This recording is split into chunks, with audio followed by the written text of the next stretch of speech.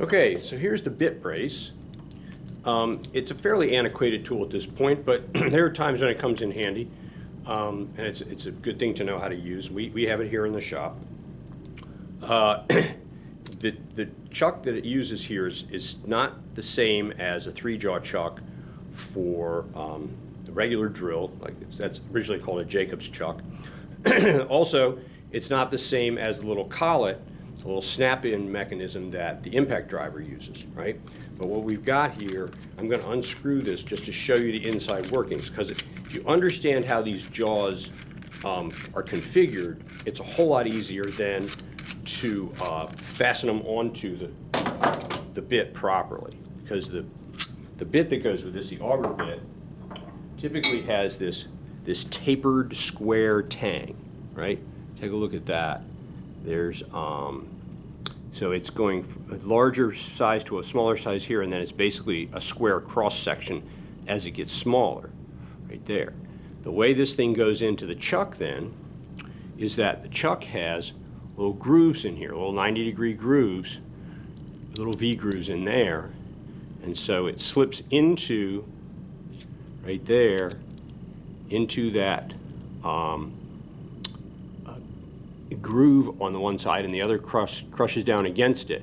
And it does make a very strong grip on that bit, but you've got to get it into the chuck properly on the brace, because it's easy to stick it in this far and think that you've got a good grip, and then the bit flops around and it's real easy for it to slip out and stuff. So when you put it in there, it's got to slip into that indent and then tighten up. Okay, so now I'm going to put this back together. Okay, this part slips into the back of the chuck like that, right? And then when you go to put it together, that slot there has to wrap around those two jaws of the chuck just right, so they'll be aligned properly, and so the whole thing will go together. Now as I tighten it, typical righty-tighty, so I'm turning clockwise this way, this comes down and squeezes those jaws together. Try to do it faster so you can see it. Okay, you see how those jaws are closing together? So then I've got to open it up pretty far to get this bit to actually fit all the way in. So this is the thing that people try to do, students try to do, and put it right there at the edge and tighten up, and that is incorrect. We need to open it up more so that it can slip down inside the jaws and get into that proper groove, that proper indent. There we go, and now tighten it up. So then right here at the front, these little things are tightening around the round part. They've gotten past the end of the tapered square part, and they're tightening around the round part. Okay, so that's good and tight now, and you'll have a really good sturdy connection. Also notable is that this has a ratchet aspect to it, so you can change this here, and that'll allow you to have it ratchet one way, switch it the other. Center has no ratchet, it's locked up. Turn it this way, and now it's tightening in the clockwise direction and ratcheting in the reverse direction. See, when I go this way, you can see the bit turning. When I turn the handle the other way, the bit stays still, right? Okay. Anyhow, for now, I'm just going to lock it in the middle. Okay, I've got a piece of wood. I'm going to drill a hole in this piece of wood. I'm going to go ahead and do the primitive Pete thing and do it wrong the first time, and we'll see what happens. Okay, let's see if I can zoom in a little bit here. Okay, good. We'll put this guy right here and start to drill. Now remember, I'm holding this part. I'm going to hold steady. Generally, I even let it go up against my body a little bit to hold it steady, and then I just rotate the other part, right? And don't try to let them both wiggle around. We want this thing to keep going nice and straight.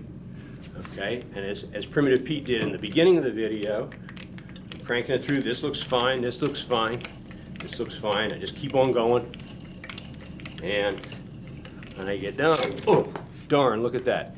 It busted through, right? It's kept on pushing, and it busted through, and And I mean, I did make a hole, and if I was in an operation or a situation where I didn't care how the hole looked on the far side, that would be okay, right? But in this case, it isn't great, right? So we see the big chunks of wood busted out as the bit came through and made a really raggedy exit hole, right? So let's go ahead and try and do it the right way. As they showed the second time, we have to watch for how soon the point starts to come through the other side. I'm going to turn it around and drill from the other side in a minute, but I can't do that before I've actually had the point go through the other side, not broken through. Oh, look, see the points coming through right there? I hope you can see that. Let's pull it out and see a little better. You see the point of the drill bit? It's coming through right there, and that's a perfect time for me to stop. I'm going to stop, and I'm going to reverse, turn my drill counterclockwise so it comes right back out of that same hole. Turn it over, and I'm going to actually shift the position of the camera for a second so you can see the place where I'm putting the drill back into it, right?